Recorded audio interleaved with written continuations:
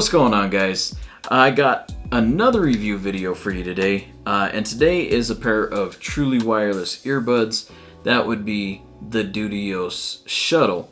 What really turned me on to these wasn't really so much of anything except for the price. And they're going for $30, $29.99, but they also have a $3 coupon. So whenever you guys are, if you're clicking my links or anybody else's links, make sure you check to make sure and see if whatever it is that you're buying has a coupon. Because you might be missing out on money that you didn't know you can save. So it's worth a shot no matter what. But anyways, back to these. You know, considering that a lot of truly wireless earbuds are going in excess of even $200, granted they have a lot more features, but still, when you can get a good pair, or a decent pair at least, for less than $40, and in this case less than $30, it kind of makes you stop and think that maybe, you know, you might be able to get even a throwaway pair, or a pair for somebody for a birthday or Christmas, or just a gift in general. So, I ended up buying these a while back, and I've been listening to them off and on, and I listened to them for a good 2 weeks solid before anything. But anyways, let's get into the build quality, all that part. So first off, you look at the case. Obviously, it's the first thing you look at when you get truly wireless earbuds, and I don't really have a decent one around here, but this case is very oblong. You can probably tell that it's pretty long and like an oval type shape, and it is quite a bit bigger than most of them. It's even bigger than, I want to say, even the one more stylish, and obviously the Galaxy Buds. Those cases are actually fairly slim compared to this, especially the Galaxy Buds. I do have AirPods, a knockoff version, but it's the same case, and just kind of looking at them side by side, the thing is gigantic. And even going thickness wise, I could probably get like two of the AirPods case. Anyways, but at first glance and first, I guess, hold, it's made out of a very, very cheap plastic. I really wouldn't expect anything else. I wouldn't expect really, really high quality coming out of a pair of $30 truly wireless earbuds, but the plastic is very thin, and there's nothing. It doesn't feel premium, which, you know, you kind of have to expect. You're paying $30 for these, so you take.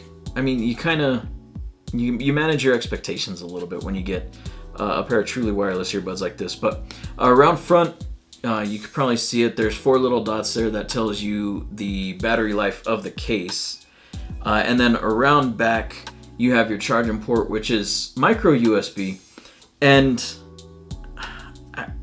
I think even at $30 for me, I do kind of have an issue with that. I seriously think that it should be USB-C. And give me a second. I have a pair over here.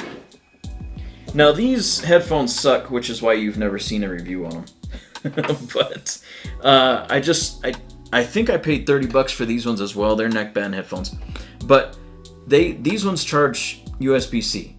So I think if you could put it on another pair of headphones that's that's inexpensive, incredibly inexpensive, you should be able to do it on these. So as time goes on, I'm gonna start giving less and less companies a pass for including a micro USB on their Bluetooth headphones. It really should be USB-C. But anyways, moving on.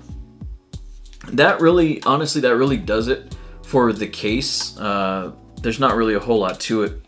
The one thing that I don't really care for about the case, and it's not even really the plastic, the cheap plastic or anything like that, it's the hinge here. It's really, really loose, and there's no, I mean, if I just kind of tip it forward a little bit, it shuts on you right away. So that's one kind of minor complaint. They could, I don't know, put a little, just something in there just to kind of hold the lid open a little bit better.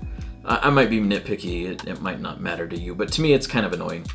But on top here, there's a little, I don't know, hard foam, just to keep everything in place. Now, these are held down by very weak magnets, but they are held down by magnets. So they're not just gonna tumble out, but I really wouldn't, I wouldn't bet my life on them being able to be held in the case. But It's kind of your standard little stem design. I personally, I really don't care for this design for earbuds like this or the AirPod, those type of things. That's not really my style. I don't really care for it. I don't like the way it feels on this bottom part of my ear after I put them in my ear. So that's just a personal preference. It has nothing to do with how these are made or anything. That's just a personal preference for me that I don't really care for this particular style of earbuds. And to be fair, I didn't know that I didn't care for this style until I got these and realized that, yeah, I don't really care for it. All in all, these earbuds are actually made fairly well for 30 bucks.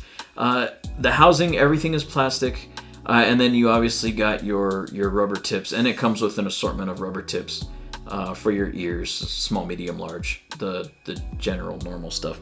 On the back here, where you see the little indentation, that's where the touch controls are. Personally, I don't really care for touch controls in general.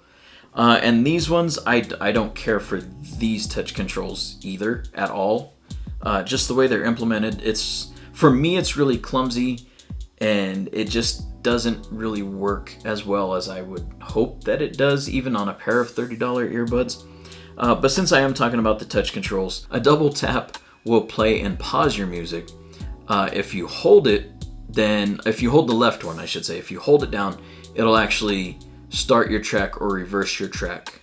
And if you hold the right one, it will skip your track forward, which I think is smart the way they got it set up, so that it kind of makes sense when you have them in your ears. For me, the touch controls, they just aren't, I guess, sensitive enough. And I think that's probably a hard line to walk for manufacturers of these, because if you make it too sensitive, then any little brush up by your ear is gonna activate your touch controls. If you don't make it sensitive enough, then you're over here fumbling like an idiot, tapping on your ear, trying to figure out what the hell you're doing. So it's a fine line, and this one, for me, they didn't really walk that line good enough, even taking into consideration the $30 price tag. If it's going to be that hard to implement decent touch controls, they should just give a physical button, in my opinion. Your opinion may be different. You may hate a physical button and absolutely love touch controls. To each their own. For me, I didn't like the implementation. That's probably compounded by the fact that I don't like touch controls anyways. So kind of keep that in mind. That's kind of a personal preference type of deal. I didn't show you this before, and you may or may not be able to see it, but on the earbuds themselves, when they're charging, they have a red light that turns on, and then when they are in parent mode, the light actually flickers between, I want to say it's blue and red. Well, with that all covered, I think I'll go ahead and get into the sound quality on these. And I'm a little bit torn on the sound quality on these. On one, I'm a bass head and I like bass, and these actually deliver a decent amount of bass for what they are. It's not mind rattling, but it's definitely there, and it's a solid bass, and I do like that. On the other end, on the other side of the coin, I guess, the highs overpower the mids. So even like a male vocal, it kind of comes off, even on the high end, it comes off a little shrill. So the mids really bleed, or I guess I should say that backwards. The highs really bleed into the mids, and it's not, to my ears anyways, it's not an accurate representation of vocals, of the mid-range, basically. I like a little bit more separation between the parts of the song. There's not really that separation there. The lows, I don't know. I just don't feel like the mids get an accurate representation in the music, which to me kind of kills some songs just because there's so much that lives in that mid-range. So to each their own, but that's kind of my takeaway from the audio quality on these. So that kind of brings me to streaming quality with video. And if you've been watching my channel, you kind of know how I'm doing things now. Basically, to break that down, what that means is it's basically a scale of 1 to Kung Fu, with 1 being minimal to no latency at all when streaming video, and Kung Fu being So anywhere, these could fall anywhere in there, but they mostly fall on one side of the spectrum, or closer to one side of the spectrum.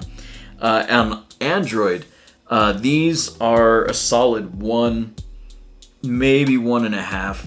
I didn't really notice very much latency across the board. YouTube, Netflix, Hulu, and Google Play movies. As far as iOS is concerned, though, very, very minimal latency on Hulu, Netflix, and iTunes, or Apple TV, I guess is what it is, iTunes movies.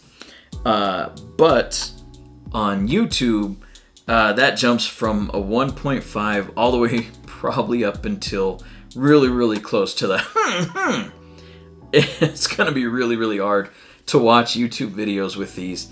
The latency is just a little bit too much for it to not be distracting.